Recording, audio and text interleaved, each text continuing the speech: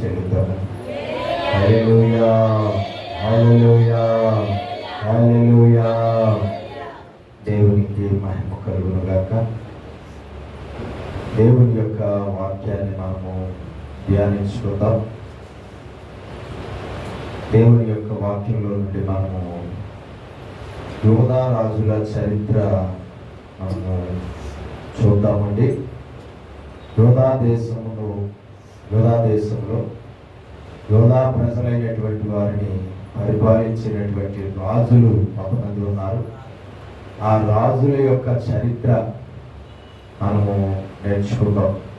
ఆ రాజులు ఎంతమంది, ఆ రాజుల పేర్లేంటి, ఆ రాజులు పరిపాలించిన సంవత్సరాలు ఎన్ని సంవత్సరాలు, ఆ రాజుల్లో మంచివారు ఎవరు, ఆ రాజుల్లో చెడ్డవారు ఎవరు, ఆ రాజుల్లో రక్షించబడిన వారు ఎవరు, ఆ రాజుల్లో నశించిపోయిన వారు ఎవరు, ఆ రాజుల కాలాల్లో జరిగినటువంటి దేవుని కార్యాలు ఏమిటి, ఆయా రాజులు చేసిన మంచి పనులు ఏంటి, ఆయా రాజులు చేసిన పాపాలు ఏంటి, ఆయా రాజులు చేసిన మంచి పనుల వల్ల వాళ్ళకి, వాళ్ళ ప్రజలకి, వాళ్ళ రాజ్యానికి వచ్చిన ఆశీర్వాదాలు ఏంటి, ఆయా రాజులు చేసిన పాపాల వల్ల వాళ్ళకి, వాళ్ళ కుటుంబాలకి, వాళ్ళ రాజ్యంలో ఉన్న మనుషులకు వచ్చిన శిక్షలు ఏమిటి, ఇవన్నీ కూడా మనము నేర్చుకోవడానికి ప్రయత్నము చేద్దాం.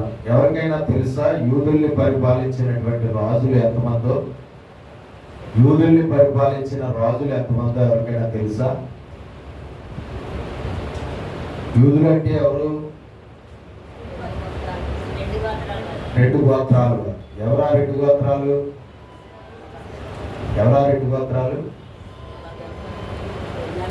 యోధా గోత్రం వారు, బెన్యామీను గోత్రం వారు. ఎవరండి? యోధా గోత్రం వారు, బెన్యామీను గోత్రం వారు. ఈ రెండు గోత్రాల వారు ఎవరండి? యూదులు అని పిలువబడ్డారు. ఈ రెండు గోత్రాల వారిని పరిపాలించిన రాజులు బైబిల్లో ఉన్నారు. వాళ్ళ పేర్లు మనకి కంఠస్థము తెలియదు కదా. కొన్ని వాళ్ళు ఎంతమందో తెలుసా? వాళ్ళు ఎంతమంది రాజులు ఎంతమందో తెలుసా? యూదుల్ని పరిపాలించిన రాజులు మొత్తం 20 మంది రాజులండి. యూదుల్ని పరిపాలించిన రాజులు ఎంతమంది? 20 మంది మహారాజులు. ఈ 20 మంది రాజుల చరిత్ర మనము బైబిల్లో రాయబడిన లేఖనాల్లో నుండి ఈ 20 మంది రాజుల యొక్క చరిత్ర మనము నేర్చుకుందాం. అయితే మనకు తెలుసు మొత్తం ఇశ్రాయేలీయులు అనే జనాంగం ఎంతమంది? 12 గోత్రాలు. ఎంతమంది అండి? 12 గోత్రాలు. 12 గోత్రాల వారిని కలిపి ఇశ్రాయేలీయులు అని అన్నారు. 12 గోత్రాల వారు ఎవరంటే యాకోబు సంతానం. యాకోబు సంతానమైన 12 గోత్రాల నుంచి వచ్చిన జనాంగం అందరూ కూడా ఎవరిని పిలువబడ్డారు? ఇశ్రాయేలీయులు అని పిలువబడ్డారు. వాళ్ళకి ఇశ్రాయేలీయులు అనే పేరు ఎందుకు వచ్చింది? వాళ్ళకి ఇశ్రాయేలీయులు అన్న పేరు ఎందుకు వచ్చింది? మొదటి నుంచి వాళ్ళ పేరు ఇశ్రాయేలీయులేనా? కాదండి. మొదట్లో వాళ్ళ పేరేంటి?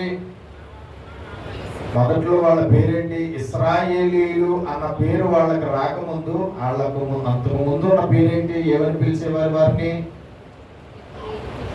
ఏమని? హెబ్రీయులు అని పిలిచేవారు. ఎవరు పిలిచేవారు? హెబ్రీయులు అని పిలిచేవారు. ఎందుకు హెబ్రీయులు అని పిలిచేవారు అంటే వాళ్ళు హీబ్రూ భాష మాట్లాడేవారు కాబట్టి వాళ్ళని హెబ్రీయులు అని పిలిచేవారు. కానీ తర్వాత ఆ ప్రజల యొక్క పేరు మారిపోయింది. వారి పేరు ఇశ్రాయేలీయులు అని పెట్టడం జరిగింది. ఇశ్రాయేలీయులు అన్న పేరు ఎందుకు వచ్చిందంటే యాకోబుకి దేవుడు ఇశ్రాయేలు అని పేరు పెట్టడం జరిగింది. యాకోబుకి దేవుని ఏ పేరు పెట్టడం జరిగిందంటే ఇశ్రాయేలు అని పేరు పెట్టడం జరిగింది. కాబట్టి యాకోబు అనబడిన ఇశ్రాయేలులో నుండి వచ్చిన జనాంగం కాబట్టి వారిని ఇశ్రాయేలీయులు అని అనడం జరిగింది. వారిని ఏమని పెట్టడం? ఇశ్రాయేలీయులు. దేవునికి స్తోత్రం కలుగునుగా. హల్లెలూయా. ఈ ఇశ్రాయేలీయులు అనేవారు మొత్తం 12 గోత్రాల ప్రజలు. 12 గోత్రాల ప్రజలందరినీ కలిపి పరిపాలన చేసిన మొదటి మహారాజు ఎవరు అంటే సౌలు. ఎవరండి? 12 గోత్రాల వారిని కలిపి పరిపాలన చేశాడు మొట్టమొదటిగా సౌలు. ఇతడు 40 సంవత్సరాలు పరిపాలన చేశాడని బైబిల్లో రాయబడి. అపోస్తలుల కార్యం 13వ అధ్యాయం 21వ వచనంలో చూస్తే అపోస్తుల కార్యము 13వ అధ్యాయము 21వ వచనం చదివితే, సౌలు 40 సంవత్సరాలు 12 గోత్రాల ఇశ్రాయేలీయుల ప్రజల్ని పరిపాలించాడు అని రాయబడింది. చదవండి.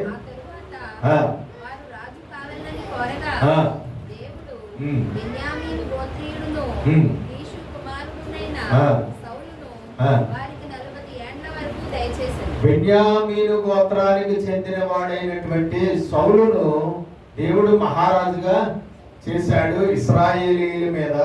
అతను ఎన్ని సంవత్సరాలు పరిపాలించాడు? 12 గోత్రాల ఇశ్రాయేలీయుల్ని 40 సంవత్సరాలు పరిపాలన చేశాడని అక్కడ రాయబడింది. ఎన్ని సంవత్సరాలండి? 40 సంవత్సరాలు. తర్వాత సౌలు తర్వాత 12 గోత్రాల ఇశ్రాయేలీయుల్ని పరిపాలించిన మహారాజు ఎవరు? దావీదు. దావీదు ఎన్ని సంవత్సరాలు పరిపాలన చేశాడు? 40 సంవత్సరాలు. 2వ సమూయేలు గ్రంథం 5వ అధ్యాయం 4వ వచనం. 2వ సమూయేలు గ్రంథం 5వ అధ్యాయం 4వ వచనం. దావీదు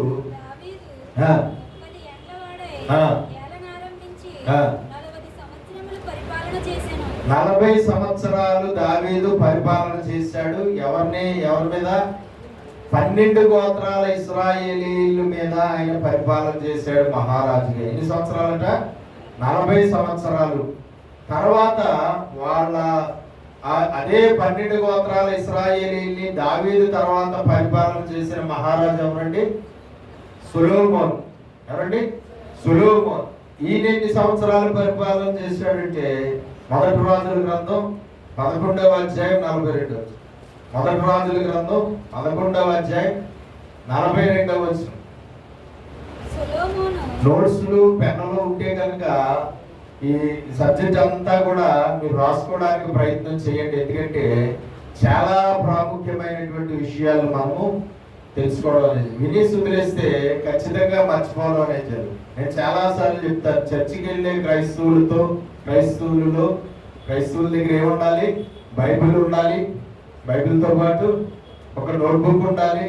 ఆ రెండింటితో పాటు ఒక పెన్ ఉండాలి. ఇవన్నీ కలిపి తెచ్చుకోవాలి. చదువు వచ్చిన వారు, రాయడం వచ్చిన వారు, చదవడం వచ్చిన వారు దగ్గర ఖచ్చితంగా ఈ 3 ఉండాలి.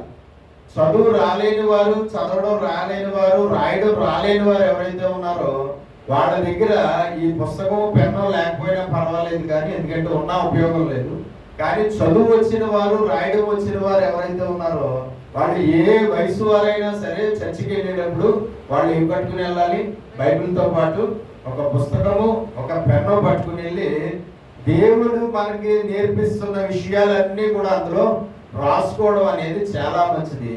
ఎందుకంటే వినడం వల్ల మర్చిపోవడం అనేది చాలా ఎక్కువగా జరుగుతుంది. కానీ రాసుకోవడం వల్ల మర్చిపోకుండా అది మనకి జ్ఞాపకం ఉండడానికి అవకాశం బాగా కుదురుతుంది. కాబట్టి వయసుతో సంబంధం లేదు, ఆడ మగ పిల్ల పీజ లేదంటే ముసలోళ్ళ అన్న సంబంధం లేదు. నీకు చదువచ్చు, నీకు రాసుకోవడం వచ్చు, నీకు చదవడం వచ్చు. కాబట్టి ఖచ్చితంగా బైబిల్తో పాటు ఇవి పట్టుకుని వెళ్ళి మనం రాసుకుంటే మనకి చాలా మంచిదన్నమాట. దేవుని యొక్క దైవ వాక్య జ్ఞానాన్ని మనము కలిగి ఉండడం అనేది సాధ్యం అవుతుంది. కాబట్టి 1 రాజుల గ్రంథం 11వ అధ్యాయం 42వ వచనంలో ఏమనుంది? చదవండి. సొలొమోను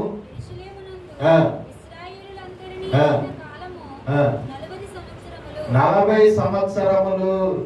ఎన్ని సంవత్సరాలు? 40 సంవత్సరాలు. కాబట్టి 3 మహారాజులు 12 గోత్రాల ప్రజలందరినీ కలిపి పరిపాలన చేశారు. సౌలు ఏ గోత్రానికి చెందినవాడు? బెన్యామీను గోత్రానికి చెందినవాడు. తర్వాత దావీదు ఏ గోత్రానికి చెందినవాడు? దావీదు ఏ గోత్రానికి చెందినవాడు అండి? దావీదు ఏ గోత్రానికి చెందినవాడు?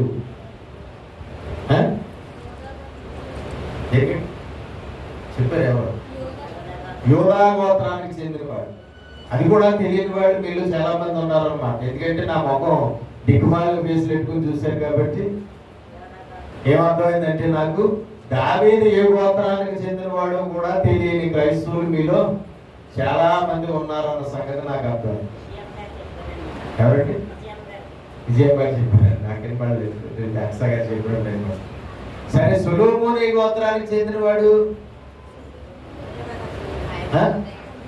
ఆయన యూదా గోత్రాన్ని. దావీదు యూదా గోత్రం అంటే దావీదు కొడుకైన సొలొమోను కూడా ఏ గోత్రం వాడు?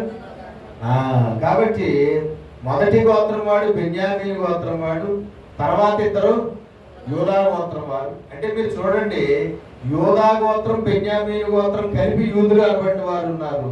మొదట పరిపాలన చేసిన ముగ్గురు మహారాజులు కూడా ఈ రెండు గోత్రాల వారే. మొదటి పరిపాలన చేసిన వారు ఎవరండి? ఈ రెండు గోత్రాల వారు. మిగతా 10 గోత్రాలు, ఇంకా 10 గోత్రాలు ఉన్నాయి, కానీ ఆ 10 గోత్రాల వారిలో ఎవరు కూడా లేరు ఇక్కడ. దేవునికి స్తోత్రం కలుగును గాక. హల్లెలూయా. కాబట్టి మనం తెలుసుకోవాల్సింది ఏంటంటే, దేవాది దేవుడు ఎంతో గొప్పగా వాళ్ళకి మహారాజులు ఇచ్చాడు. ముగ్గురు మహారాజులు మొదట పరిపాలన చేశారు. సొలొమోను తర్వాత రాజ్యము 2 భాగాలుగా విడిపోవడం జరిగింది. సొలొమోను చేసిన పాపాన్ని బట్టి, సొలొమోను యొక్క పాపం వల్ల రాజ్యము ఏమైందండి? 2 భాగాలుగా విడిపోయింది. ఏ రాజ్యం? ఇశ్రాయేలీయులు అనబడినటువంటి ప్రజలు, లేదంటే ఇశ్రాయేలీయులు అనబడినటువంటి వారి రాజ్యము 2 భాగాలుగా విడిపోయింది. సొలొమోను చేసిన పాపాన్ని బట్టి 2 భాగాలుగా విడిపోయిన భాగాల్లో యూదా గోత్రము, బెన్యామీను గోత్రము వారు కలిపి యూదులు అనబడ్డారు. అలాగే మిగతా 10 గోత్రాల వారు అందరూ కలిపి ఇశ్రాయేలీయులు అని అనబడ్డారు. అయితే ఈ యూదా గోత్రం వారైనటువంటి వారి మీద మహారాజులుగా పరిపాలన చేసిన వారి గురించి మనము నేర్చుకున్నాం. వాళ్ళు మొత్తం ఎంతమంది పరిపాలన చేశారని ఉందంటే, బైబిల్లో వాళ్ళ పేర్లను బట్టి 20 మంది మహారాజులు వాళ్ళని పరిపాలన చేశారు. ఎంతమంది? యూదుల్ని పరిపాలన చేసిన మహారాజులు ఎంతమంది?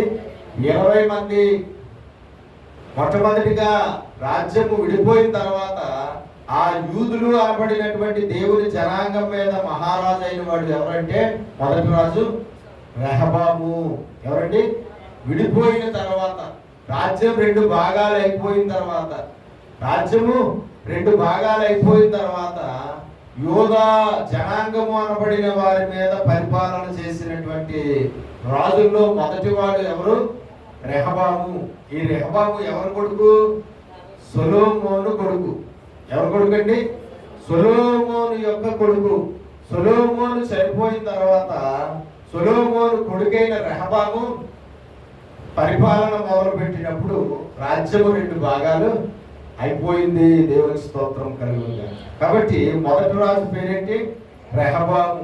ఈయన పరిపాలన చేసిన కాలం ఎన్ని సంవత్సరాలంటే 17 సంవత్సరాలని బైబిల్లో రాయబడింది. యూదుల్ని పరిపాలించిన సంవత్సరాలు ఎన్ని సంవత్సరాలంటే రెహబాము 17 సంవత్సరాలు. ఎన్ని సంవత్సరాలండి? 17 సంవత్సరాలు.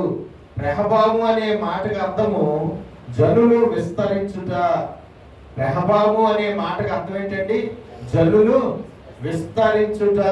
దేవునికి స్తోత్రం కలుగును గాక. హల్లెలూయా. ఏంటండి? జనులు విస్తరించుట. దేవునికి స్తోత్రం. రెహబాము యొక్క తండ్రి ఎవరని తెలుసుకున్నాం మనం? సొలొమోను.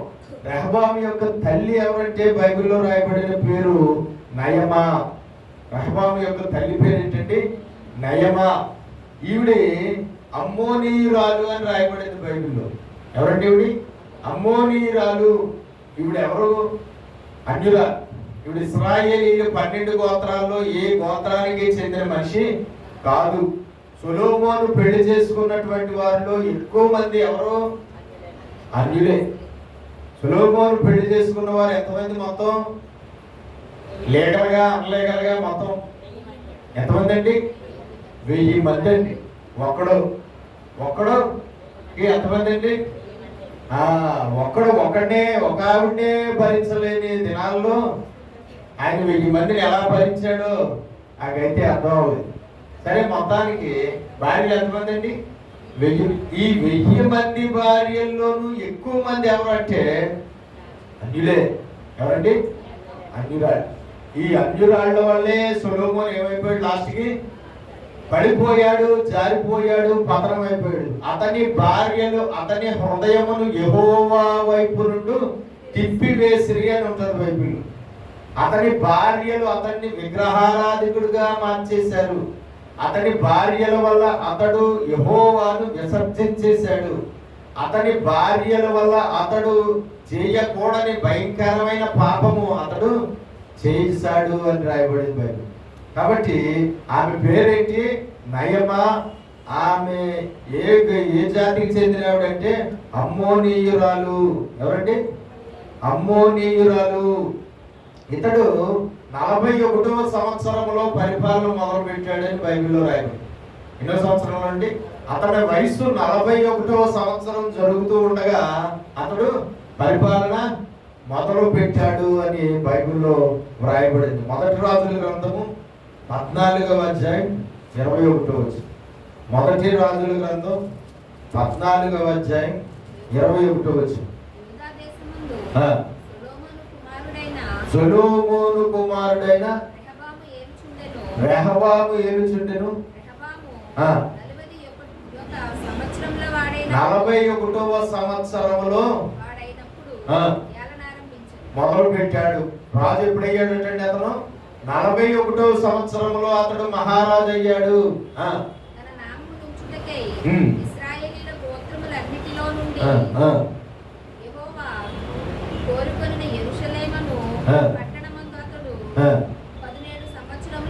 ఎన్ని సంవత్సరాలండి? 17. ఎన్ని సంవత్సరాలు ఏలాడు? 17 సంవత్సరాలు మహారాజుగా ఉన్నాడు. అతని తల్లి ఎవరు? అమ్మోనీయురాలు. ఆమె పేరు నయమా. దేవునికి స్తోత్రం కలుగునుగా. ఇది రెహబాము యొక్క ఫ్యామిలీ స్టోరీ. రెహబాము యొక్క ఫ్యామిలీ స్టోరీ అది. దేవునికి స్తోత్రం కలుగునుగాక. అయితే ఈ రెహబాము మంచివాడా చెడ్డవాడా? మంచివాడా చెడ్డవాడా? మీరు బైబిల్ చదివే వారిగా ఉన్నారు కదా. రెహబాము గురించి చదివారా? రెహబాము గురించి చదివారా? రెహబాము గురించి మీరు చదివిన భాగాల ద్వారా మీరు రెహబాము మంచివాడా చెడ్డవాడా తెలుసుకున్నారా? ఎవరు మంచివాడా చెడ్డవాడా? రెహబాము ఏంటండి? చెడ్డవాడు. రెహబాము చెడ్డవాడు. రెహబాము జీవితము బాగోలేదు బైబిల్లో. రెహబాము ప్రవర్తన బాగోలేదు బైబిల్లో. రెహబాము తన తండ్రి అయిన సొలొమోను మొదట ఎలాగా యథార్థంగా ప్రవర్తించాడు అలాగా ప్రవర్తించలేదు. సో రెహబాము తన తాత అయిన దావీదు ఎలాగ దేవుడి దృష్టికి యథార్థవంతుడుగా ప్రవర్తించాడు అలాగా ప్రవర్తించలేదు. రెహబాము గురించి రాయబడిన చరిత్ర చూస్తే అతడు మంచివాడు కాదు, అతడు చెడ్డవాడు. దేవునికి సంతోషపరిచిన వాడు కాదు, కానీ అతడు దేవుడికి ఆయాసాన్ని కలగజేసిన వాడు అని మనము తెలుసుకోవచ్చు. అతని చరిత్రలో మనం తెలుసుకోవచ్చు. అయితే ఈ రెహబాము గురించి బైబిల్లో ఎక్కడెక్కడ రాయబడి ఉందంటే మొదటి రాజుల గ్రంథం 12వ అధ్యాయం 1 నుంచి 24 వచనాల్లో ఉన్నటువంటి విషయాల్లో ఈ రెహబాము గురించి రాయబడింది. మొదటి రాజుల గ్రంథం 12వ అధ్యాయం 1 నుంచి 24 వచనాల్లో రెహబాము గురించి రాయబడింది. అలాగే 14వ అధ్యాయం మొదటి రాజుల గ్రంథం 14వ అధ్యాయం 21వ వచనం నుంచి 31వ వచనం వరకు కూడా మనం చూస్తే అక్కడ కూడా రెహబాము గురించి వ్రాయబడి ఉన్నది. అలాగే 2వ దినవృత్తాంతములు గ్రంథము 10వ అధ్యాయం నుంచి 12వ అధ్యాయం వరకు ఈ రెహబాము గురించి వ్రాయబడింది. రెహబాము చరిత్ర తెలుసుకోవాలంటే మనము బైబిల్లో నేను చెప్పిన ఈ అధ్యాయాల్లో చూస్తే మనం తెలుసుకోవచ్చు. 2వ దినవృత్తాంతములు 10వ అధ్యాయం 12వ అధ్యాయం వరకు, 10వ అధ్యాయం 11వ అధ్యాయం 12వ అధ్యాయం 3 అధ్యాయాల్లోనూ రెహబాము గురించి రాయబడిన విషయాలన్నీ కూడా మనకి తెలుస్తాయి. దేవునికి మహిమ కలుగును గాక. హల్లెలూయా. 2 చేతులు పైకెత్తి ఒకసారి స్తోత్రాలు చెల్లిద్దాం. హల్లెలూయా, హల్లెలూయా. సరే, రెహబాము గురించి ఒకసారి చూద్దాం. మొదటి రాజు అయిన రెహబాము గురించి ఒకసారి మనం చూద్దాం. 2వ దినవృత్తాంతములో ఈ రాజు గురించి ఎక్కువ విషయాలు రాయబడి ఉన్నాయి కాబట్టి అందులో నుండి మనం చూద్దాం. 2వ దినవృత్తాంతములు 10వ అధ్యాయం 1 నుంచి చదవండి. 2వ దినవృత్తాంతములు 10వ అధ్యాయం 1 నుంచి. బైబిల్ ఉన్నవారు అందరూ కూడా బైబిల్ తెరిచి బైబిల్ చూడండి. బైబిల్ ఉన్నవారు అందరూ బైబిల్ తెరిచి చదువుతున్న లేఖనాలను చూడండి. రెహబామునకు పట్టాభిషేకం చేయుటకై ఇశ్రాయేలులందరూ షెకెమునకు వెళ్ళగా రెహబాము షెకెమునకు పోయెను. రాజైన సొలొమోను సమక్షము నుండి పారిపోయి ఐగుప్తులో వాసము చేయుచున్న నెబాతు కుమారుడైన యరొబాము అది విని ఐగుప్తు నుండి తిరిగి రాగా జనులు అతని పిలిపించిరి. యరొబామును ఇశ్రాయేలు అందరూ కూడి వచ్చి, నీ తండ్రి మా కాడిని మరువు చేసెను. నీ తండ్రి నియమించిన కఠిన దాస్యమును అతడు మా మీద ఉంచిన బరువైన కాడిని నీవిప్పుడు చులకన చేసిన ఎడల మేము నిన్ను సేవించమని రెహబాముతో మనవి చేయగా అతడు, మీరు 3 దినములు తాలి మరలా నా ఎద్దుకు రెండని చెప్పాను గనుక జనులు వెళ్ళిపోయిరి.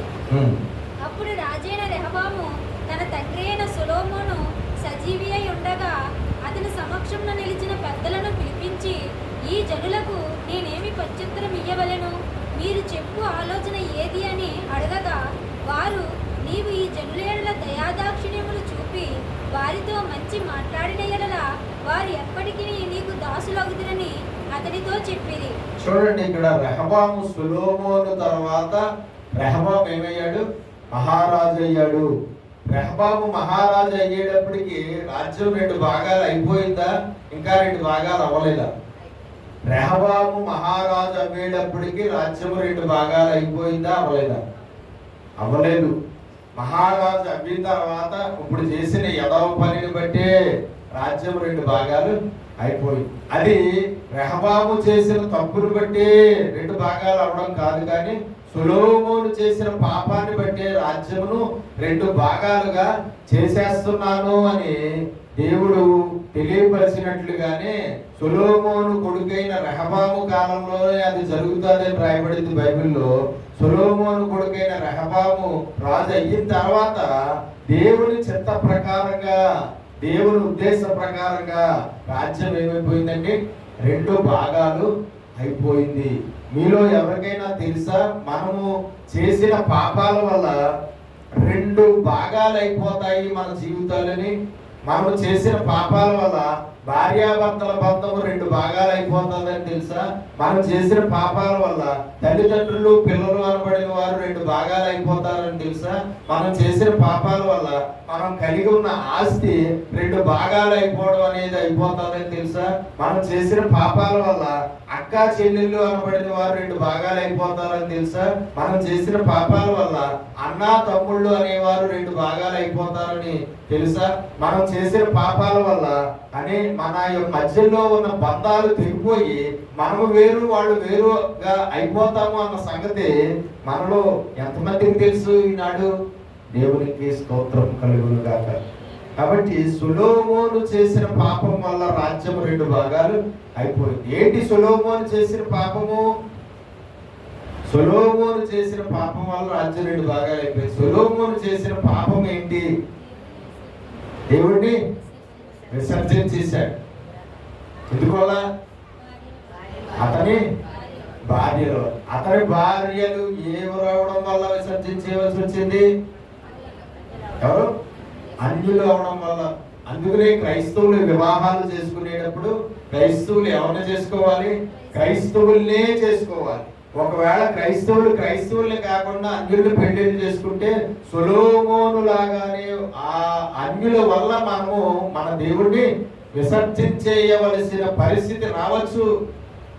ఆ విధంగా మనము చేసుకున్న పెళ్లిళ్ళు చేసుకున్న మనుషుల వల్ల మన దేవుణ్ణి మనం విసర్జించేస్తే ఏమవుతుంది? మనకి రక్షణ దొరకదు, నిత్య జీవం దొరకదు, పరలోకం దొరకదు. కాబట్టి మనం ఏం చేయాలి? పెళ్లిళ్ళు చేసుకునేటప్పుడు ఎవరిని పెళ్లిళ్ళు చేసుకోవాలి? క్రైస్తవులుగా ఉన్నవారినే పెళ్లిళ్ళు చేసుకోవాలి. అప్పుడు మనము దేవుణ్ణి విసర్జించవలసిన అవసరము ఉండదు. ఆ మనిషి దేవుణ్ణి ఎందు భయభక్తులు కలిగిన మనిషే, ఈ మనిషి దేవుని ఎందు భయభక్తులు కలిగిన మనిషే. ఇద్దరూ కలిసి దేవుణ్ణి సేవిస్తారు, ఇద్దరూ కలిసి దేవుణ్ణి వెంబడిస్తారు, ఇద్దరూ కలిసి మందిరానికి వెళ్తారు, ఇద్దరూ కలిసి దేవుణ్ణి ఆరాధిస్తారు.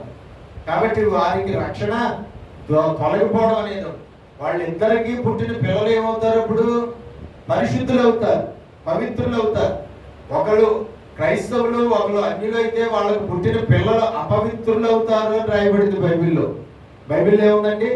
ఒక మనిషి క్రైస్తవుడు, ఒక మనిషి అన్యుడు అయినప్పుడు, అన్యురాలు అయినప్పుడు వాళ్ళిద్దరికీ కలిపి పుట్టిన పిల్లలు ఏమవుతారని రాయబడింది? అపవిత్రులు అయిపోతారు అని రాయబడింది. కాబట్టి మనం మాత్రమే రక్షణ పోగొట్టుకోవడం అని కాదు, ఒకటే కాదు, కానీ వాళ్ళకు పుట్టిన పిల్లలు కూడా అపవిత్రులు అయిపోయి వాళ్ళకు కూడా రక్షణ లేకుండా పోతుంది. కాబట్టి వివాహాలు చేసుకునేటప్పుడు ఖచ్చితంగా క్రైస్తవులనే వివాహాలు చేసుకోవాలి తప్ప అన్యుల్ని వివాహాలు చేసుకోకూడదు. మహాజ్ఞానవంతుడైనటువంటి సొలొమోను అంతటి వాడే ఈ విధంగా అన్యుల్ని పెళ్లిళ్ళు చేసుకుని యెహోవాను విసర్జించి అతడు ఏం చేశాడని రాయబడింది? పాపము చేశాడు అని రాయబడింది. ఆ పాపం మన జీవితాల్లో జరగకూడదంటే ఖచ్చితంగా మన పిల్లలకు పెళ్లిళ్ళు చేసేటప్పుడు ఎవరిని చూడాలి? క్రైస్తవులనే చూడాలి. పిల్లలు కూడా పెళ్లిళ్ళు చేసుకునే వయసులు వచ్చినప్పుడు ఎవరిని పెళ్లిళ్ళు చేసుకోవాలి? ఆడైనా మగైనా క్రైస్తవులనే పెళ్లిళ్ళు చేసుకోవాలి. అప్పుడు వారు యెహోవాను విసర్జించి పాపము చేసే అవకాశము ఉండకుండా వారు పవిత్రులుగా ఉంటారు, వాళ్ళకు పుట్టిన పిల్లలు పవిత్రులుగా ఉంటారు. వాళ్ళందరూ ఎక్కడ ఉంటారు? ఆ కుటుంబం అంతా ఎక్కడ ఉంటుంది? దేవుని పరలోకంలో దేవుడు ఇచ్చిన నిత్య జీవాన్ని పొందుకుని గొప్పగా దేవుడితో కలిసి నివసించే అవకాశం దొరుకుతుంది. దేవునికి స్తోత్రం కలుగునుగాక. సొలొమోను చేసిన ఆ పాపం వల్ల దేవుడు కోపం వచ్చింది. దేవుడు ఏం చేశాడు? సొలొమోను తర్వాత రాజ్యాన్ని 2 భాగాలుగా చేసేసాడు. సొలొమోను తర్వాత రాజ్యాన్ని 2 భాగాలు చేసేసాడు. 10 గోత్రాలు ఒక భాగం, 2 గోత్రాలు ఒక భాగం. ఈ 2 గోత్రాలైన యూదా, బెన్యామీను గోత్రం వారిని పరిపాలించినటువంటి యూదా రాజుల్లో మొదటి రాజు పేరు రెహబాము. రెహబాము గురించినటువంటి విషయాలు మనం చూస్తున్నాం. చదవండి, 10వ అధ్యాయం 1 నుంచి 9వ అధ్యాయం 31 వచనం చదవండి ఒకసారి. 30-31 రెండవ దినవృత్తాంతములు 9వ అధ్యాయం 30-31.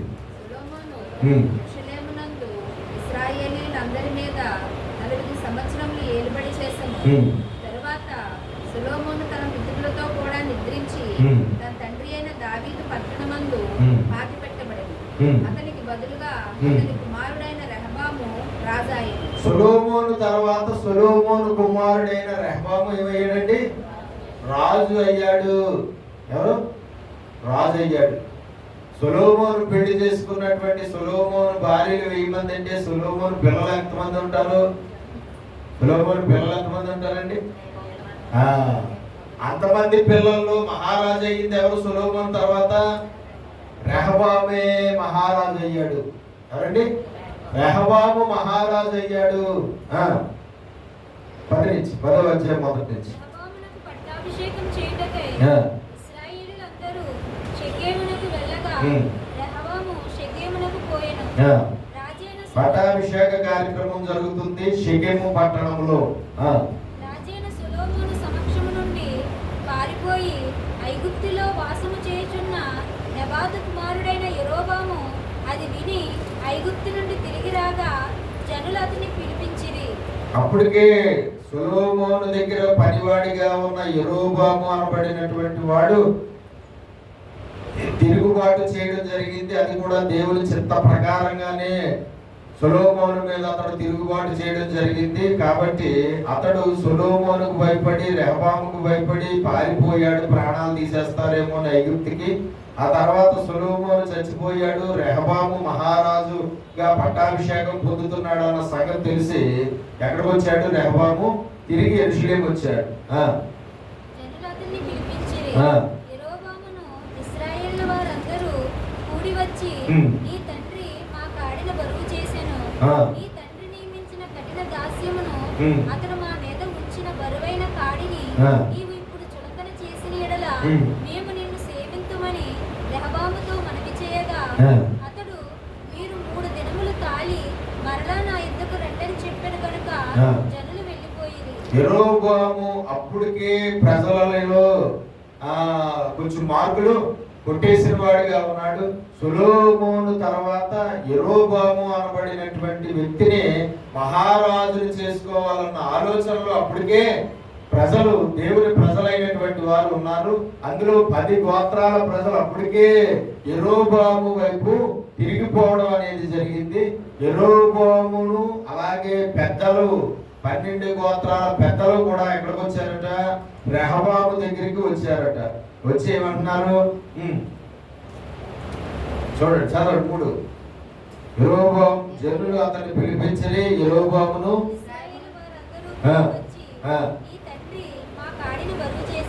నీ తండ్రి మా కాడిని బరువు చేసిన అనగా నీ తండ్రి అయిన సొలొమోను మమ్మల్ని చాలా బాధ పెట్టాడు.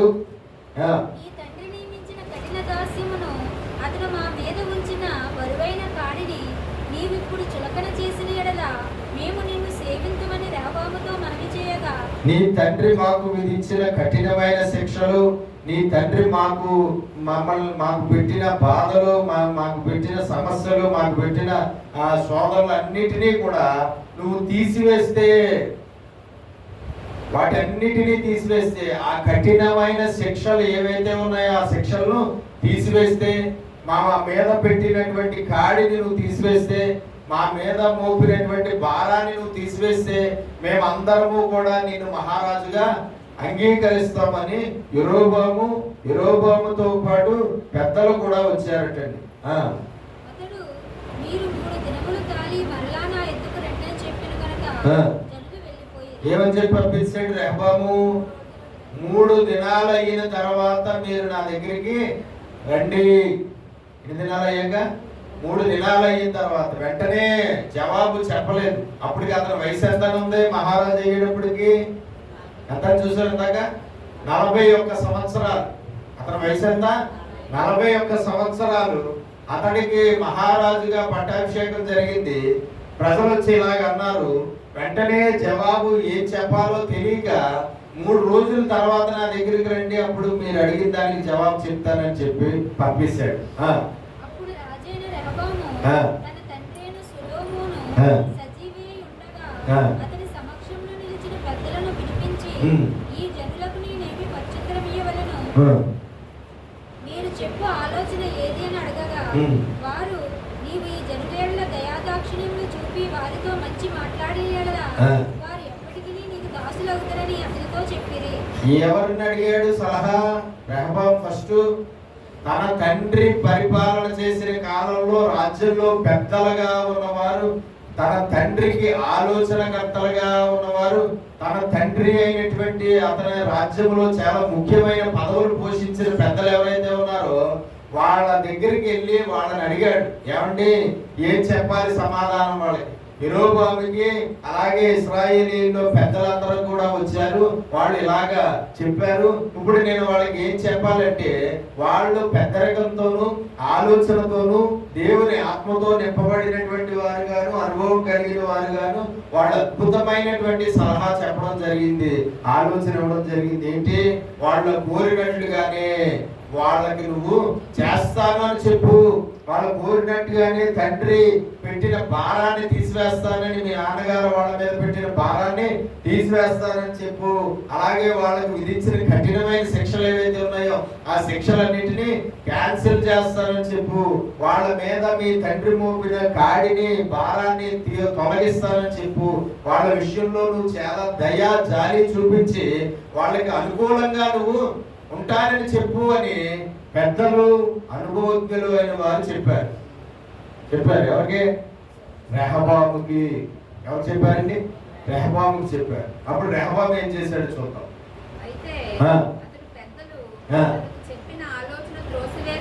అతడు పెద్దలు చెప్పిన ఆలోచనను త్రోసివేసి తనతో కూడా పెరిగి తన ఎదురునున్న యవనస్తులతో ఆలోచన చేసి, తన ఫ్రెండ్స్, తనతో కలిసి పెరిగిన వారు, తనలాగానే యవనస్తులుగా ఉన్నవారు, తనకి బాగా క్లోజ్ ఫ్రెండ్స్ గా ఉన్న యవనస్తుల దగ్గరికి మళ్ళా వెళ్ళి ఏం చెయ్యాలి అని అడిగాడు. దేవునికి స్తోత్రం. రెహబాము పెద్దలు చెప్పిన సలహాను త్రోసివేశాడు. రెహబాము పెద్దలు చెప్పిన సలహాను త్రోసివేయడం అనేది ఎందుకు జరిగింది?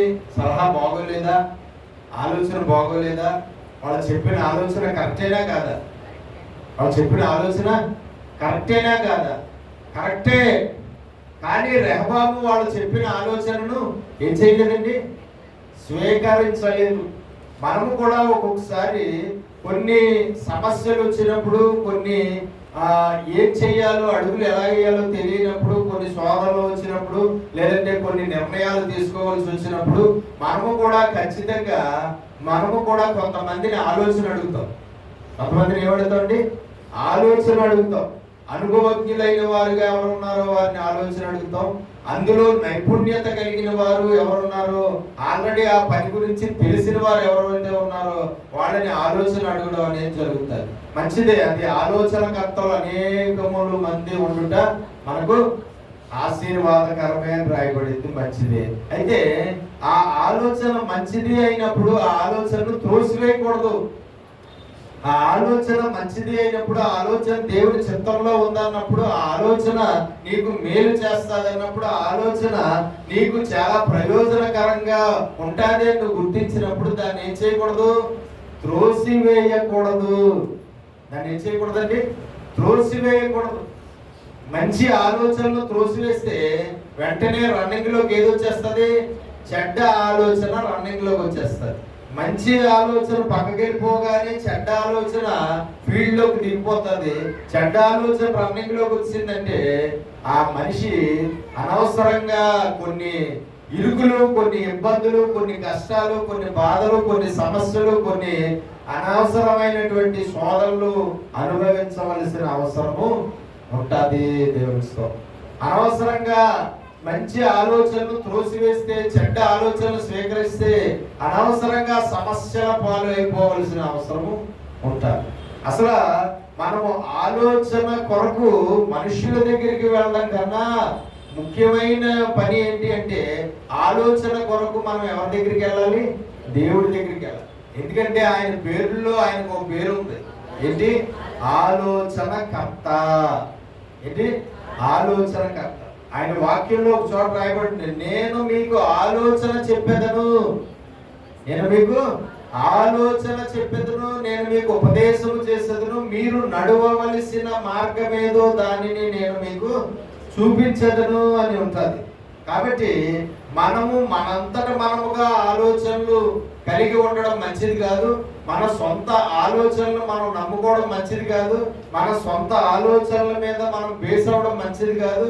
మన సొంత ఆలోచనల కొరకు మనము ప్రార్థించడం మంచిది కాదు. కానీ ఒకవేళ ఏ ఆలోచన అయినా మనకి అవసరమైనప్పుడు మనం ఎవరిని అడగాలి? ఆలోచనకర్త అయిన దేవుడు ఎవరైతే ఉన్నారో ఆయన అడగాలి. ఆలోచన చెప్పేదను మీకు అని వాగ్దానం ఎవరు చేశారో ఆయన అడగాలి. దేవా, ఈ విషయంలో నాకు ఆలోచన చెప్పు.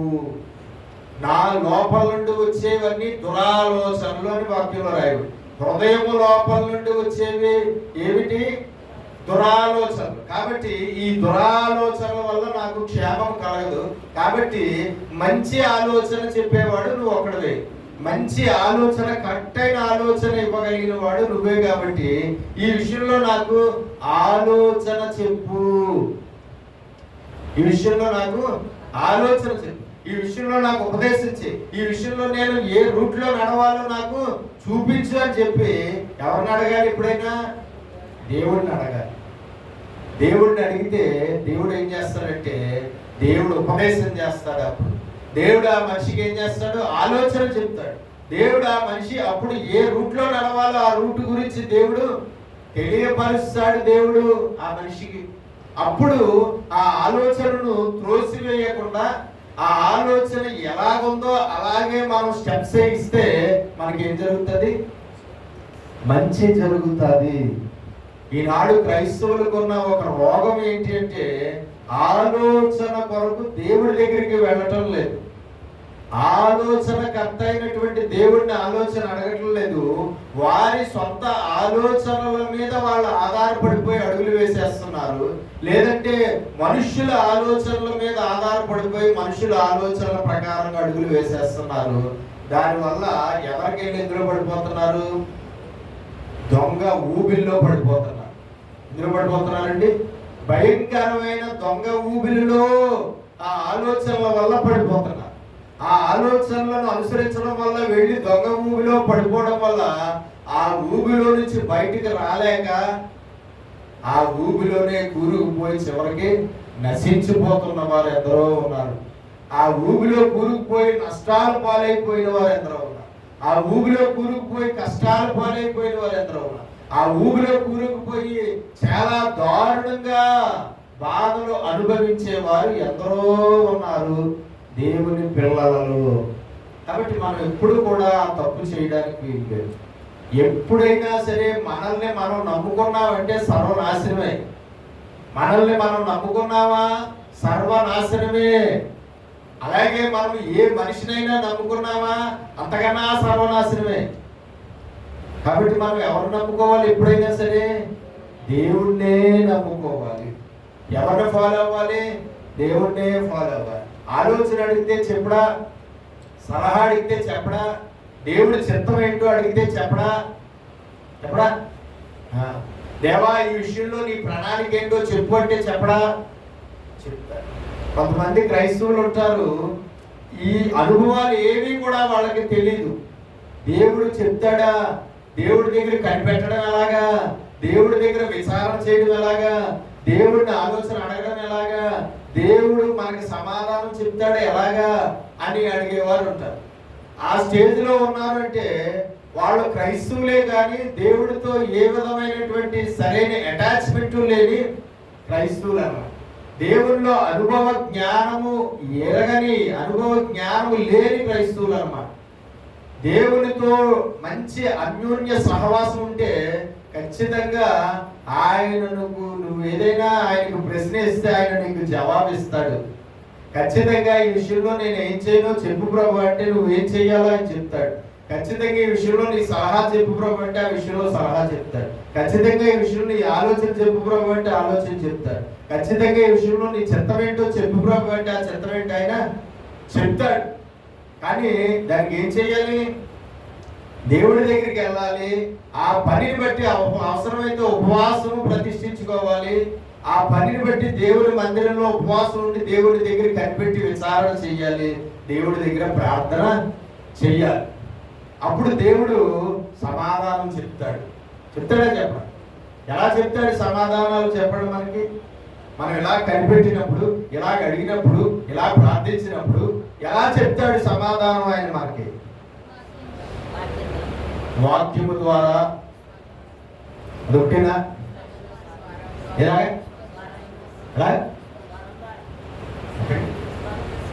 స్వరమా?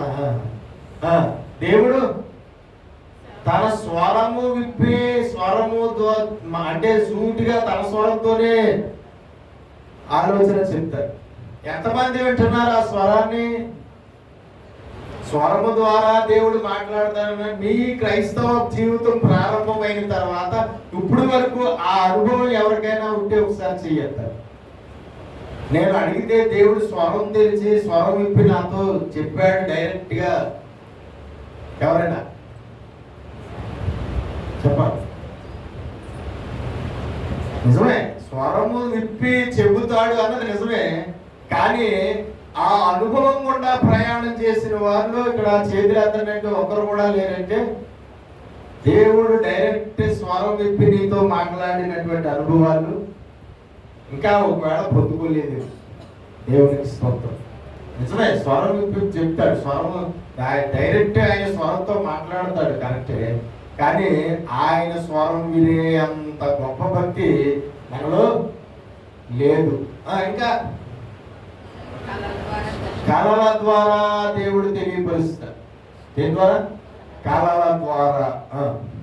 ఇంకా ఇంకా దర్శనాల ద్వారా దేవుడు తెలియపరుస్తాడు. దేని ద్వారా? దర్శనాలు. కళలు వేరు, దర్శనాలు వేరా? కళలు అంటే ఏమిటి? దర్శనాలు అంటే ఏమిటి? కళలు దర్శనాలు వేరు. ఏంటి తేడా? కళ అంటే మనము నిద్రపోయినప్పుడు వచ్చేది. దర్శనం అంటే మనము మెలకుగా ఉండగా, ప్రార్థన చేస్తూ ఉండగాను, ఆరాధన చేస్తూ ఉండగాను, బైబిల్ ధ్యానిస్తూ ఉండగాను. ఒక్కోసారి నేను బైబిల్ చదువుతానే ఉంటాను. ఒక ఫిల్ము బైబిల్ దగ్గర కనబడతా ఉంటుంది. బైబిల్ చదువుతానే ఉంటాను. ఒక స్టోరీ, ఒక టీవీ స్క్రీన్ మీద ఎలాగైతే ఒక కథ కనబడతా ఉంటుందో అలాగా బైబిల్ ప్లేస్ లో ఒక స్క్రీన్ కనబడి, ఆ స్క్రీన్ మీద ఒక రన్నింగ్ ప్లే ఒకటి కనబడతా ఉంటారు.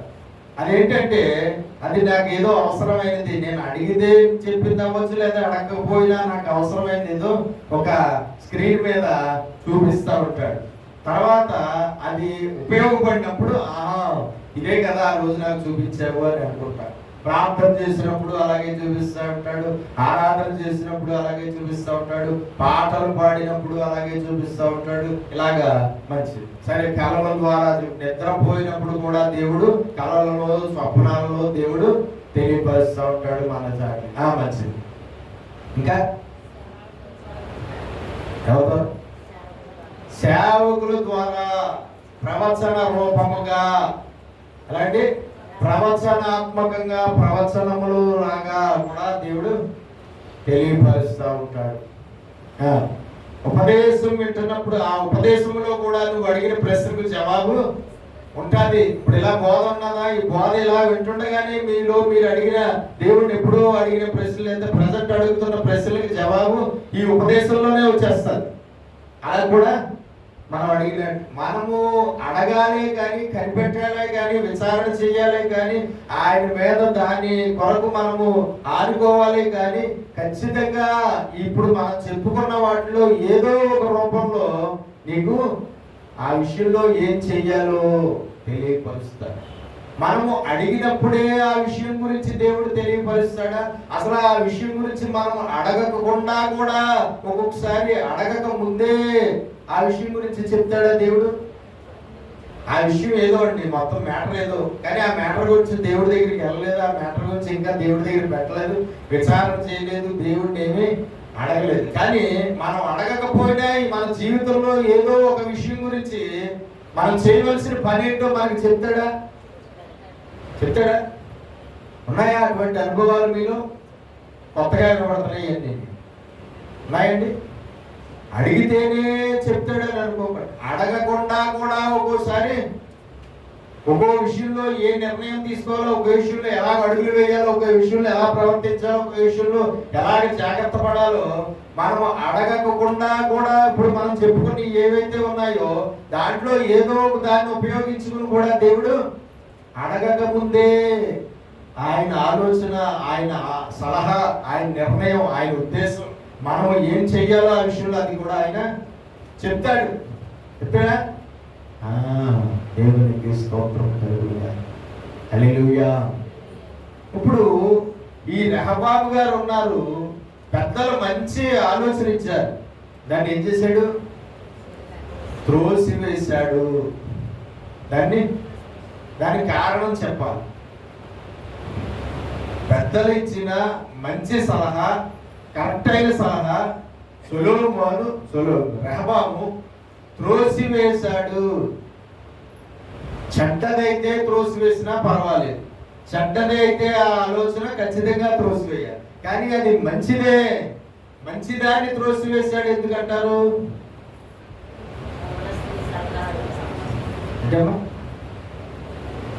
నచ్చలేదా?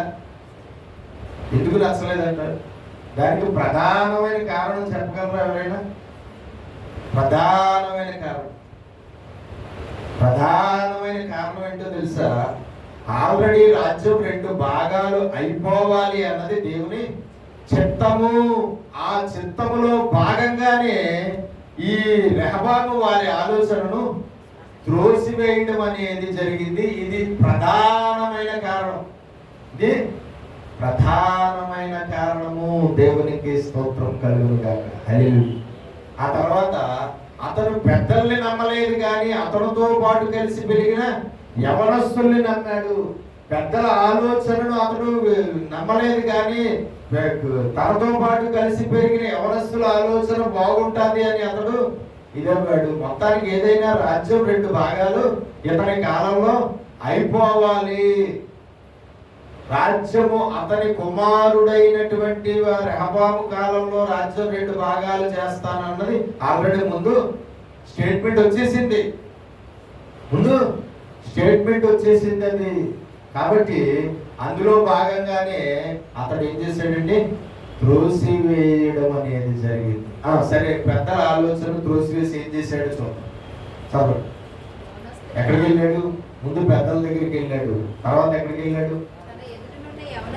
ఆలోచన చేసి ఈ తండ్రి మా మీద ఉంచిన కాడిని చులకన చేయమని నన్ను అడిగిన ఈ జనులకు ప్రత్యుత్తరం ఏమి ఇవ్వాలని మీరు యోచించురో చెప్పుడని వారిని అడగగా అతనితో కూడా పెరిగిన ఈ యవనస్తులు అతనితో ఇట్లని, నీ తండ్రి మా కాడిని బరువు చేసెను, నీవు దానిని చులకన చేయమని నీతో పలికిన ఈ జనులతో నీవు చెప్పవలసినదేమనగా, ఏమని చెప్తావంటే, నా చిటికిన వేలు నా తండ్రి యొక్క నడుము కంటే బరువుగా ఉండును, నా తండ్రి కన్నా నేను ఇంకా ఎక్కువగా మిమ్మల్ని బాధ పెడతాను.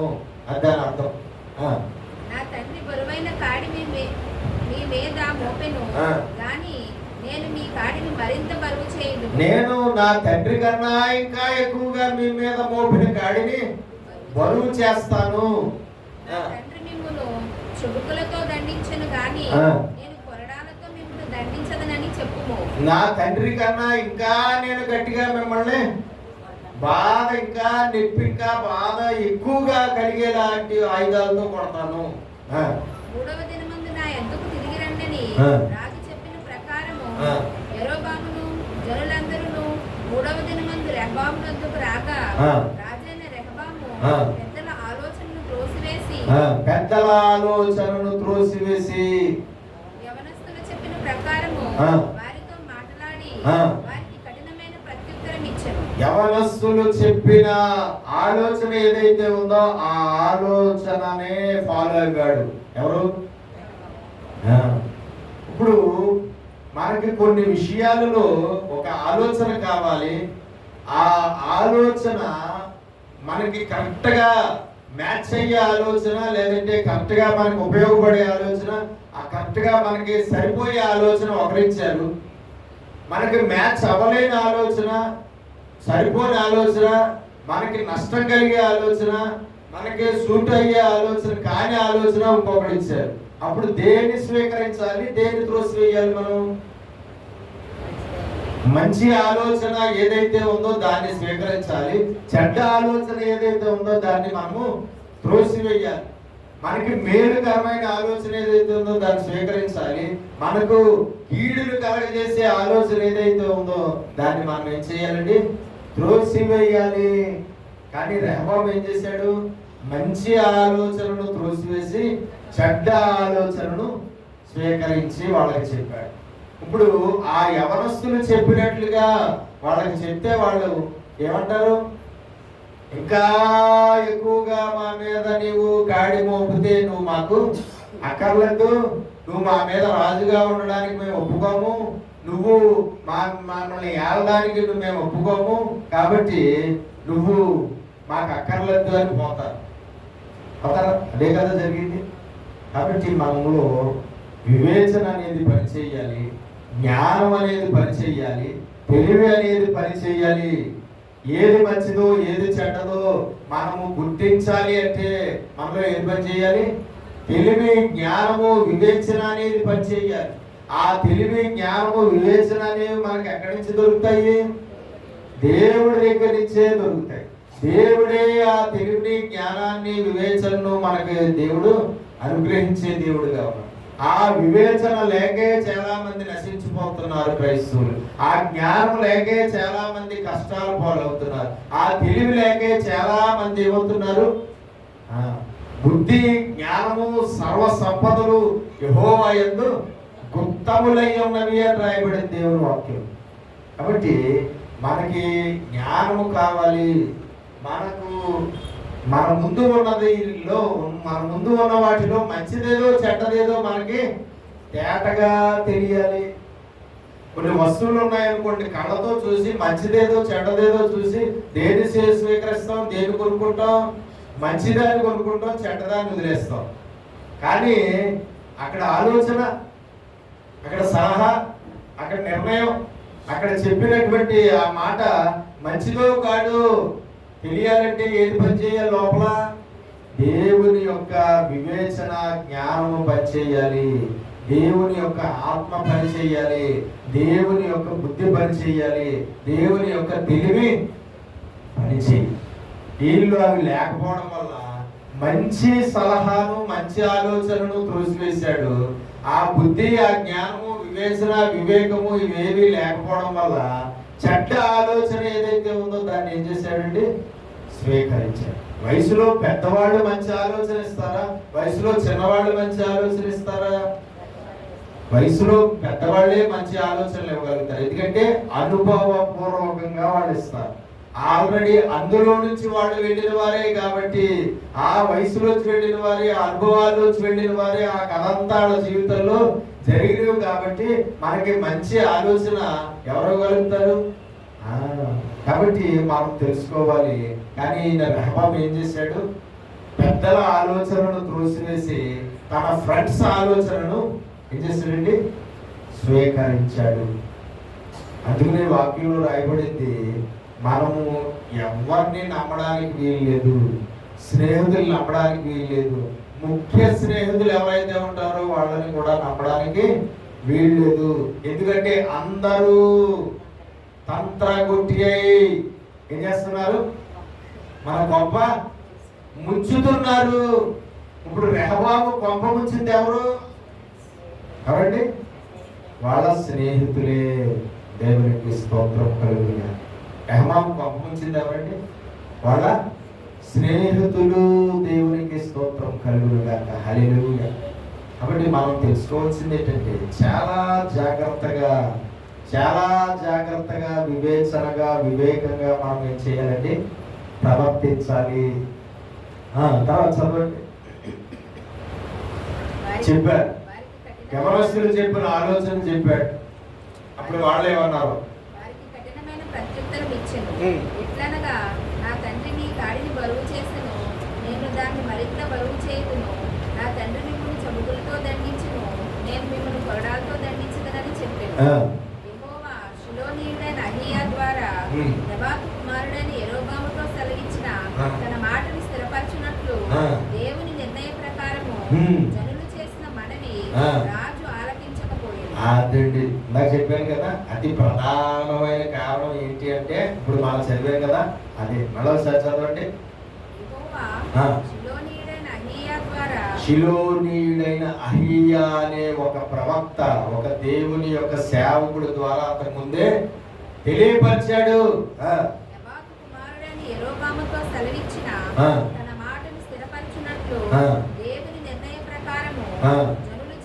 అహీయా ద్వారా యెరోబాముతో సెలవిచ్చిన మాటలు ఏంటో చెప్పగలరా ఎవరైనా?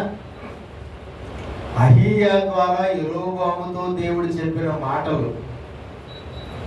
ఈ అహీయా అనబడినటువంటి దేవుని సేవకుడు, అహీయా అనబడిన దేవుని ప్రవక్త ఒకరోజు యెరోబాము దగ్గరికి వచ్చి తన ఒంటి మీద ఉన్న వస్త్రాల్ని తీసివేసి దానిని 12 ముక్కలుగా చింపివేసి అందులో 10 ముక్కలను తీసి యెరోబాము చేతిలో పెట్టి, ఈ రాజ్యం ఇశ్రాయేలీయుల రాజ్యాన్ని దేవుడు ముక్కలు చేసేస్తున్నాడు, ఇదిగో 10 ముక్కలు నీవు పరిపాలన చేయాలి. ఈ 10 గోత్రాలు 10 ముక్కలు 10 గోత్రాలకు సూచన. 10 గోత్రాల వారి మీద నువ్వు రాజు అవుతావు, 10 గోత్రాల వారిని నువ్వు పరిపాలన చేస్తావు. 2 ముక్కలు నా చేతిలో ఉన్నాయి, 2 ముక్కల్ని రెహబాము, సొలొమోను కొడుకైన రెహబాము పరిపాలన చేస్తాడు.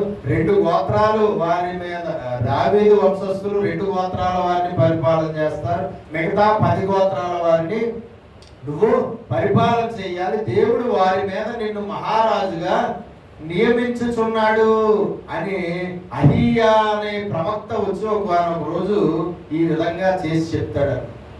కాబట్టి దేవుడు రాజ్యాన్ని 2 భాగాలుగా చేసి యెరోబాముకి ఒక భాగాన్ని ఇవ్వడం అనేది ఆల్రెడీ దేవుడి దగ్గర డిక్లేర్ అయిపోయింది. దేవుడి ఉద్దేశంలో అది ఉంది, దేవుడి చిత్తంలో అది ఉంది. కాబట్టి అందులో భాగంగానే రాజ్యం 2 భాగాలు అయిపోవాలి. కాబట్టి ఇక్కడ వీళ్ళు వచ్చి రెహబామును అడిగినప్పుడు రెహబాము అలాగా తన యొక్క చెడ్డ స్నేహితులైనటువంటి వారిని వాళ్ళ ఆలోచన తీసుకోవడము అదే అందులో భాగంగానే జరిగింది.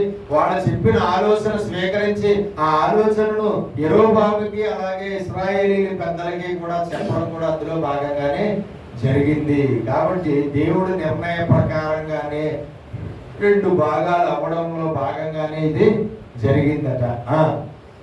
తర్వాత రాజు తాము చేసిన మనవి అంగీకరింపకపోవుట చూచి జనులు దావీదులో మాకు భాగం ఏది? దావీదులో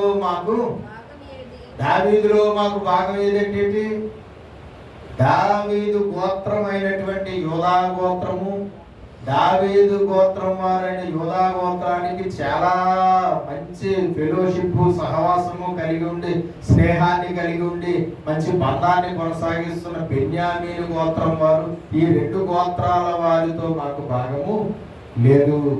దావీదు యొక్క వంశస్థులు పరిపాలన చేస్తారు, కానీ దావీదు వంశస్థుల పరిపాలనలో మేము ఉండము. దావీదు గోత్రం వారైనటువంటి యూదా గోత్రం వారిలో నుండి వచ్చిన మహారాజుమైన నువ్వు మాకు వద్దు అని చెప్పడం జరిగింది. చదవండి. దావీదులో మాకు భాగం ఏది? యెష్షయి కుమారుని యందు మాకు స్వాస్థ్యం లేదు. ఇశ్రాయేలు వారులారా, ఈ గుడారమునకు పోవుడి.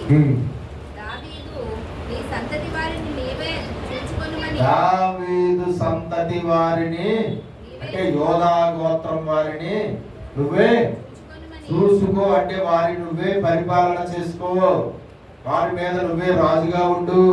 రాజునకు ప్రత్యుత్తరమిచ్చి ఇశ్రాయేలు వారందరూ ఎవరి గుడారమునకు వారు వెళ్ళిపోయిరి. అయితే యోధా పట్టణములలో కాపురముండు ఇశ్రాయేలు వారి మీద రెహబాము ఏలుబడి చేశాడు. యోధా పట్టణములో కాపురముంటున్నటువంటి వారి మీద ఎవరు? రెహబాము రాజుగా పరిపాలన చేసెను. రాజైన రెహబాము వెట్టి పని వారి మీద అధికారి అయిన హదోరమును పంపగా ఇశ్రాయేలు వారు రాళ్లతో అతని చావగొట్టిరి గనుక రాజైన రెహబాము యెరూషలేమునకు పారిపోవాలని త్వరపడి తన రథము ఎక్కెను. చూడండి, రివర్స్ అయిపోయారు 10 గోత్రాల వారు. 10 గోత్రాల వారు మహారాజుగా రెహబామును తిరస్కరించారు. 10 గోత్రాల వారు కూడా మా మీద రాజుగా ఉండడం మాకు ఇష్టం లేదు అని చెప్పి ఈ 2 గోత్రాల వారిని నువ్వు పరిపాలన చేసుకో, మా మీద నువ్వు రాజుగా ఉండడానికి వీల్లేదు, మా మీద మేము రాజుగా వేరే ఒకరిని నియమించుకుంటామని చెప్పి వాళ్ళు ఈయన చెప్పిన కఠినమైన జవాబును బట్టి ఏమైపోయారండి? తిరిగి వెళ్ళిపోయారు. ఇదంతా కూడా దేవుడి చిత్తంలో రాజ్యం 2 భాగాలు అయిపోవడం అనేది దేవుడి చిత్తంలో ఉంది కాబట్టి ఇదంతా కూడా అలాగా జరిగింది. ఇదంతా కూడా జరిగింది. వెళ్ళిపోయారు. వెళ్ళిన తర్వాత మిగతా 2 గోత్రాల వారిని రెహబాము పరిపాలన చేస్తున్నాడు. 10 గోత్రాల వారు ఎవరి అండర్లో ఉన్నారు? యెరోబాము అండర్లో ఉన్నారు. అయితే వాళ్ళు రివర్స్ అయిపోయి తిరుగుబాటు చేసి వెళ్ళిపోయిన తర్వాత సన్ని కోసం ఒక వ్యక్తిని పంపించాడు. మళ్ళా వాళ్ళని బుజ్జగించడం కోసం, మళ్ళా వాళ్ళ అందరినీ కూడా ఈయనే పరిపాలన చేయాలన్న ఆలోచనతో వాళ్ళని బుజ్జగించడం కోసం సన్ని కోసం ఒక మనిషిని పంపించాడట. పంపిస్తే వాళ్ళు ఏం చేశారంటే 10 గోత్రాల వాళ్ళు పంపించిన వాడిని రాళ్లతో కొట్టి చంపేశారు.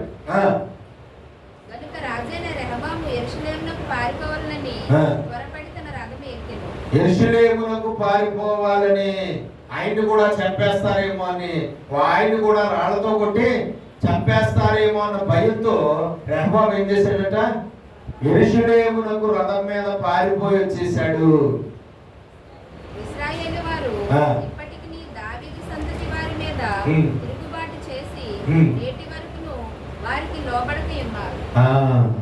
ఆ 10 గోత్రాల వారు దావీదు సంతతి వారి మీద, యూదా గోత్రం వారి మీద తిరుగుబాటు చేసి, రాజు మీద తిరుగుబాటు చేసి వాళ్ళతో వీళ్ళు సహవాసాన్ని, సంబంధాన్ని తెచ్చేసుకుని, స్నేహాన్ని తెచ్చేసుకుని, వాళ్ళ మధ్యలో ఉన్న బంధం ఏదైతే ఉందో ఆ బంధాన్ని తెచ్చేసుకుని వీళ్ళని వాళ్ళు ఎలా చూడడం మొదలు పెట్టారు?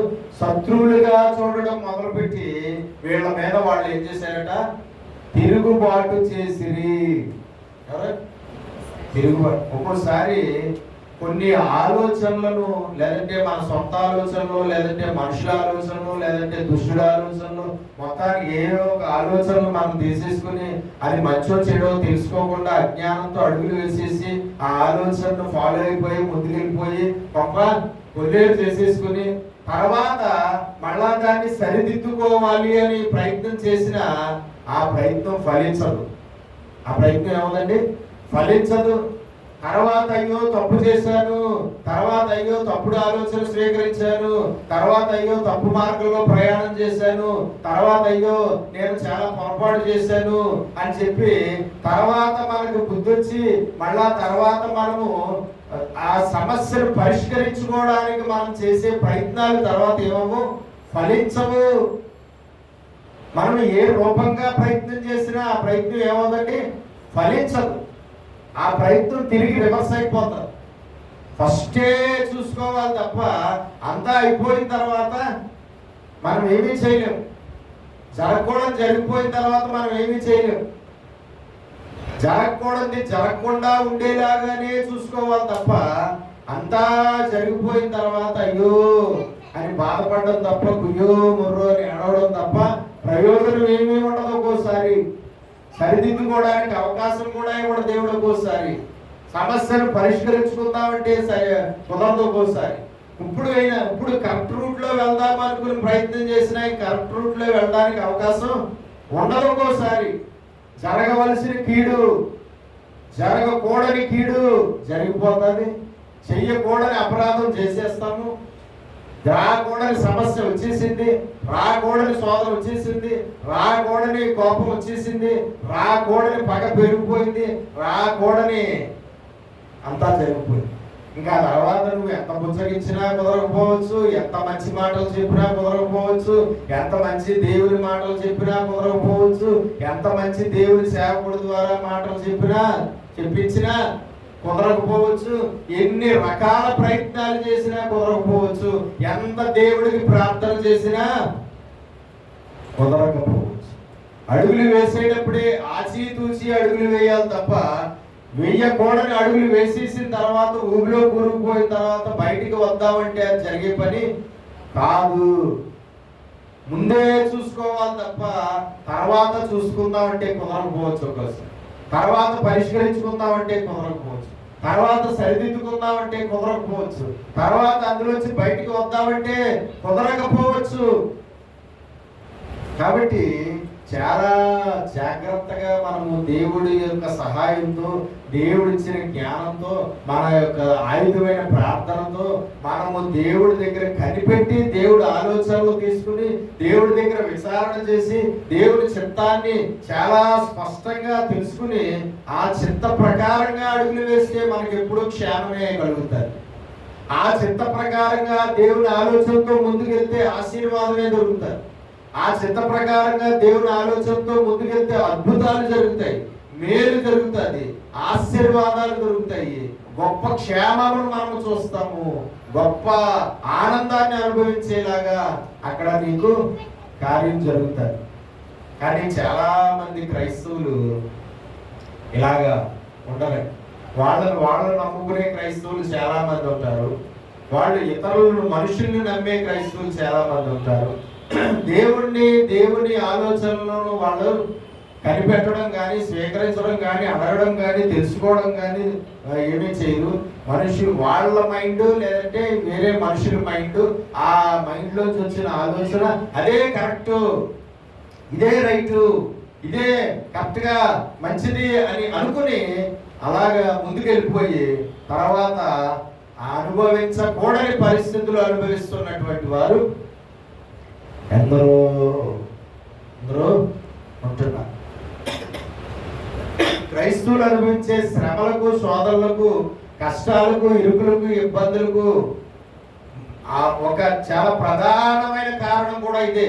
దేవుని దగ్గర విచారణ చేయకుండా, ఏమి ఆలోచించకుండా, తొందరపాటు నిర్ణయాలు తీసేసుకుని చాలా స్పీడ్గా అడుగులు వేసేసి చివరికి మొత్తం అంతా పోగొట్టుకోవడమో, లేదంటే నష్టపోవడమో, లేదంటే కష్టాలు పాలవడమో, లేదంటే శోధనలు పాలవడమో, శ్రమలు పాలవడమో, సమస్యలు పాలవడమో ఇలాగా జరుగుతాయి. దేవునికి స్తోత్రం కలుగుతుంది. కాబట్టి మన జీవితాల్లో మనం చాలా జ్ఞానంగా ప్రవర్తించడం అనేది అవసరం. ప్రతి విషయాన్ని ఎక్కడికి పట్టుకెళ్ళాలి? మనం దేవుడి దగ్గరికి పట్టుకెళ్ళాలి. ప్రతి విషయంలోనూ దేవుడి చిత్తం అడగాలి. ప్రతి విషయంలోనూ దేవుడి దగ్గర విచారణ చెయ్యాలి. ప్రతి విషయంలోనూ దేవుడి దగ్గర కనిపెట్టాలి. ప్రతి విషయంలోనూ దేవుడు ఏమంటాడో ముందు తెలుసుకుని దాని ప్రకారంగా మనం చెయ్యాలి తప్ప మనము సొంతంగా లేదంటే మనం మనుషుల మీద బేస్ అయిపోయి ముందుకు వెళ్ళిపోయి కష్టాలు పాలైపోయి తర్వాత మళ్ళా బాగుపడాలంటే జరిగే అవకాశాలు ఉండవు. తర్వాత బాగవ్వాలంటే ఏ మాత్రము కూడా ప్రయోజనం ఉండదు. కాబట్టి ఈ రెహబాము గురించి ఇంకా రాయబడిన విషయాలు మనం నేర్చుకుందాం. అతడు ఆ విధంగా మంచి ఆలోచనను త్రోసివేసి చెడ్డ ఆలోచనను అతడు ఏం చేశాడండి? రన్నింగ్లో పెట్టాడు. దానివల్ల రాజ్యము 2 భాగాలు అయిపోయింది. ఆల్రెడీ రాజ్యం 2 భాగాలు అయిపోవాలి అన్నది దేవుని చిత్తము కాబట్టి ఈ విధంగా కూడా జరిగింది అని అక్కడ రాయబడింది. కాబట్టి ఇంకా అతని జీవితంలో అతని చరిత్రలో ఇంకా జరిగిన విషయాలు మనం చూద్దాం. యోధా రాజ్యాన్ని పరిపాలించిన రాజుల యొక్క చరిత్ర మనం నేర్చుకుంటున్నాం. ఈరోజు మొదలు పెట్టాము. సరే, మనం క్షుణ్ణంగా లోతుగా యోధా రాజుల చరిత్ర బాగా తెలుసుకుని ఆ కాలాల్లో జరిగినటువంటి విషయాలన్నీ కూడా మనం గ్రహించుకుందాము. అటు దేవుని ఆశీర్వాదం దేవుడు మనందరికీ దయచేయగాక. ప్రార్థన చేసుకుందాం. పరిశుద్ధుడా, ప్రేమ కలిగిన మా ప్రియ పరలోకపు తండ్రి, నీ శ్రేష్టమైన ఘనమైన నామమును బట్టి స్తోత్రాలు చెల్లిస్తున్నాం. అయ్యా, ఈ సమయంలో ప్రభువా నాయన ఇంతవరకు మీరు మాకు బోధించిన నీ వాక్యాన్ని బట్టి స్తోత్రాలు. విన్న వాక్యాన్ని విని విడిచిపెట్టే వారిగా ఉండి మమ్మల్ని మేము మోసం చేసుకోకుండా విన్న వాక్యాన్ని అనుసరించి జీవించి ఫలించుటకు మాకు సహాయం చేయండి. వాక్య ప్రకారమైన బ్రతుకులతో, వాక్య ప్రకారమైన క్రియలతో, వాక్య ప్రకారమైన ప్రవర్తనతో, వాక్య ప్రకారమైనటువంటి జ్ఞానముతో మేము అడుగులు వేసి వర్ధిల్లాలి, ఫలించాలి, పరలోకం చేరాలి, నిత్య జీవాన్ని పొందుకోవాలి, భూమి మీద ఉన్నంత కాలము నీ ఆశీర్వాదాలు పొందుకోవాలి తండ్రి. ఇదిగో నాయన, యోధా దేశాన్ని పరిపాలించిన రాజుల యొక్క చరిత్రను మాకు నేర్పిస్తున్నాం. యోధా రాజ్యాన్ని పరిపాలించిన మహారాజులు ఎంతమందో, వాళ్ళ పేర్లు ఏంటో, వాళ్ళ పరిపాలన చేసిన సంవత్సరాలు ఎన్నెన్నో, వాళ్ళలో మంచివాళ్ళు ఎవరో చెడ్డవాళ్ళు ఎవరో, ఆయా కాలాల్లో వాళ్ళు చేసిన పాపాలు ఏమిటో, ఆ పాపాల వల్ల వాళ్ళకి వచ్చిన శిక్షలు ఏంటో, ఆయా కాలాల్లో వాళ్ళ యొక్క భక్తిని బట్టి నీ కృపను బట్టి కొంతమంది రాజుల కాలంలో జరిగిన అద్భుత ఆశ్చర్య భీకర కార్యాలు ఏమిటో, ఘనకార్యాలు ఏమిటో మేము క్షుణ్ణంగా లోతుగా పరిశీలనగా నేర్చుకోవడానికి మాకు మీరు సహాయం చేయండి. పరిశుద్ధాత్మ దేవుడా, మీరే మాకు నేర్పించండి. ఇదిగో నీవు ఇచ్చిన ప్రేరేపణతో నాయన యోధా రాజుల చరిత్రను బోధించు అని దేవా తండ్రి నువ్వు ఆజ్ఞాపించావు. నీ ఆజ్ఞ ప్రకారంగా మేము నీ సహాయముతో యోధా రాజుల చరిత్ర అంతా క్షుణ్ణంగా లోతుగా నేర్చుకుంటుండగా మాకు కావలసిన జ్ఞానము మీరు మాకు దయచేయండి. వాక్య లేఖనాలను ధ్యానిస్తూ ఉండగా మేము తెలుసుకోవలసిన సత్యాలు, మేము తెలుసుకోవలసిన సంగతులు తెలుసుకోవడానికి సహాయం చేయండి. మేము సరిచేసుకునే విషయాలు ఈ యొక్క ఉపదేశం ద్వారా మాకు తెలియపరచండి. క్షుణ్ణంగా మేము ఈ చరిత్ర ద్వారా మేము నేర్చుకోవలసిన విషయాలన్నీ నేర్చుకోవడానికి మాకు సహాయం చేయమని పరిశుద్ధాత్మ దేవుడా నీవే మాకు బోధించి ఉపదేశించమని యేసు పరిశుద్ధ నామమున ప్రార్థన అడిగి వేడుకొంచున్నాం పరమ తండ్రి. ఆమేన్.